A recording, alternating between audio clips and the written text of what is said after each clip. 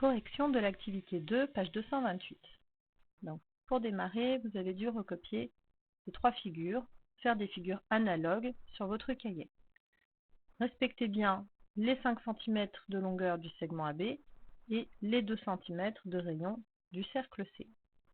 Ensuite, donc, en utilisant les instruments de géométrie, on va construire dans ces 3 situations le symétrique de la figure par rapport à la droite D. Pour cela, nous allons utiliser l'arc équerre.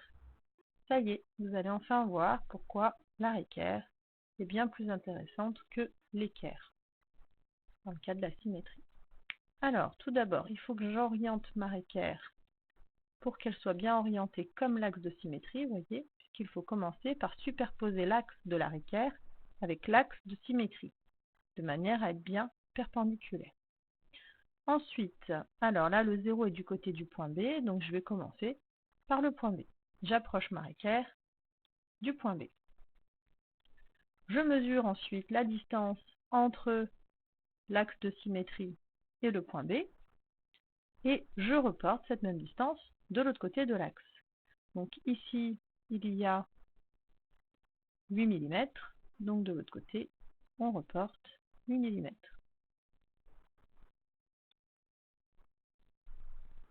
Le point obtenu est le symétrique du point B, on va donc l'appeler B'. On ne peut pas l'appeler B lui aussi, puisque sinon après on ne saurait plus quel est le vrai point B. Le fait de l'appeler B' nous permet de penser que c'est bien le symétrique du point B. Je retourne ma équerre de l'autre côté pour aller m'occuper maintenant du point A. Alors, je commence par l'orienter comme l'axe de symétrie. Et maintenant, donc, je peux superposer l'axe de ma équerre avec l'axe de symétrie. Tout comme pour le point B, je mesure la distance entre l'axe de symétrie et le point A. Il y a 1,7 mm pour moi, donc je reporte de l'autre côté 1,7 mm. Sur vos constructions, vous n'avez certainement pas les mêmes dimensions que moi, puisqu'on a fait des figures analogues qui ne sont pas strictement identiques. Ça n'a pas d'importance. Vous prenez votre distance entre le point A et l'axe D que vous reportez de l'autre côté. Et maintenant, il n'y a plus qu'à tracer le segment A'B', qui est donc bien le symétrique du segment AB. Maintenant que vous avez fait ça, vous pouvez mesurer la longueur du segment A'B'. Vous allez donc constater qu'il mesure 5 cm, tout comme le segment AB. Donc on peut coder. Première remarque, un segment et son segment symétrique sont donc de la même longueur. On va maintenant faire la même chose pour la deuxième figure. Alors, je commence par orienter ma équerre. Cette fois, le 0 est du côté du point P, donc je vais commencer par le point P. Je mets bien l'axe de la équerre sur l'axe de symétrie, près du point P. Je prends ma longueur ici, donc il y a 1,8 cm. Je reporte de l'autre côté les 1,8 cm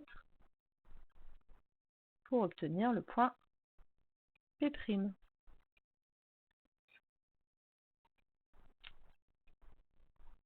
Je retourne ma équerre. Je vais l'orienter aussi correctement. Voilà, ça doit être pas mal. Voilà. Et donc je mets bien l'axe de la équerre sur l'axe de symétrie avec cette fois le 0 du côté du point Q. Je prends ma mesure entre le point Q et l'axe de symétrie. Il y a 2,2 cm, donc je reporte de l'autre côté 2,2 cm. Et j'obtiens le point Q'. Voilà. Maintenant, il n'y a plus qu'à tracer la droite P', Q', qui sera donc la droite symétrique de PQ. Alors, je vais juste déplacer mon nom, parce que là, il va me gêner pour tracer ma droite. On va mettre de l'autre côté. Voilà. Et on peut tracer la droite. Alors, je vais le faire en plusieurs fois, parce que c'est un peu plus délicat. Voilà. Là, ça passe bien par P', mais pas par P'.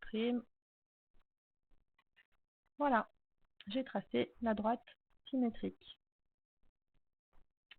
Enfin, pour le cercle, on va faire la même manipulation pour construire le symétrique du centre du cercle. Donc, je ramène ma équerre, je l'oriente par rapport à l'axe de symétrie qui est ici. Alors là, vous voyez, je ne suis pas du tout bien orientée. Est-ce que c'est mieux? Ça m'a l'air beaucoup mieux.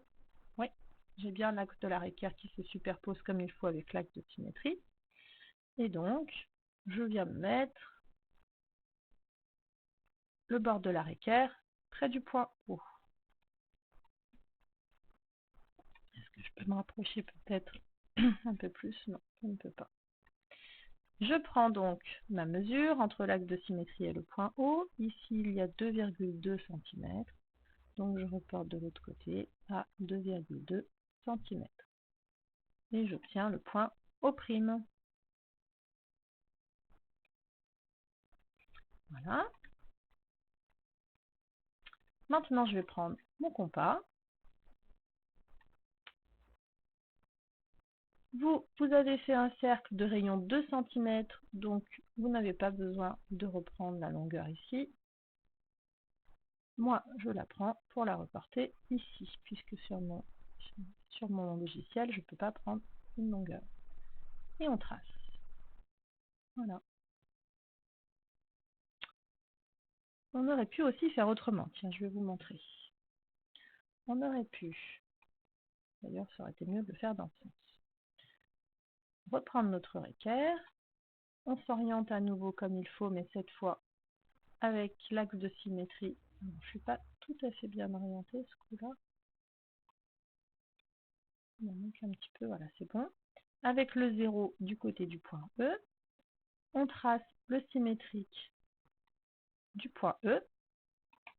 Donc, ici, il y a 2,7 cm. Donc, je vais à 2,7 cm.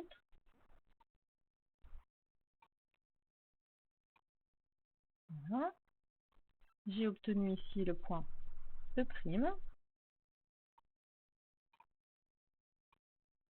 Et donc maintenant, le symétrique du cercle de centre O qui passe par E, bah, c'est le cercle de centre O qui passe par E'.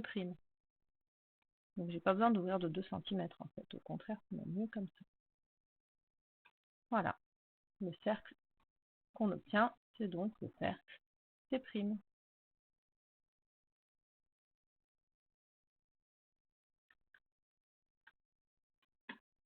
On n'a plus besoin de la équerre, je vais l'enlever. Alors, on a remarqué dans la figure A que le symétrique d'un segment est un segment de même longueur. On peut donc compléter la première phrase. Le symétrique d'un segment est un segment de même longueur.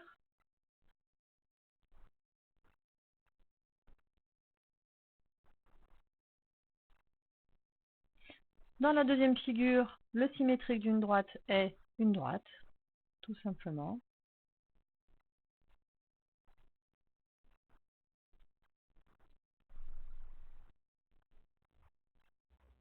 Et dans la troisième figure, le symétrique d'un cercle, c'est un cercle de même rayon.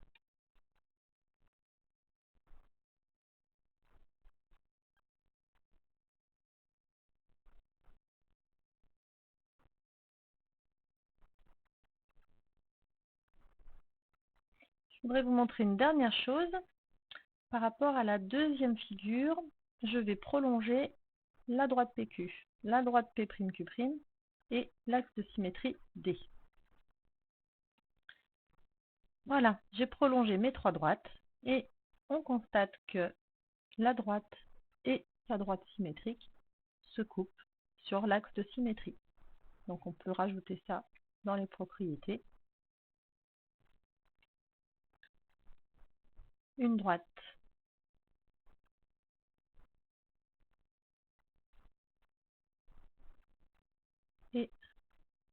sa droite symétrique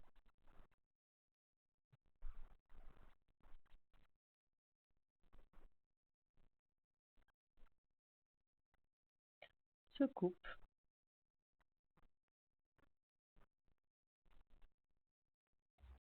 sur l'axe de symétrie.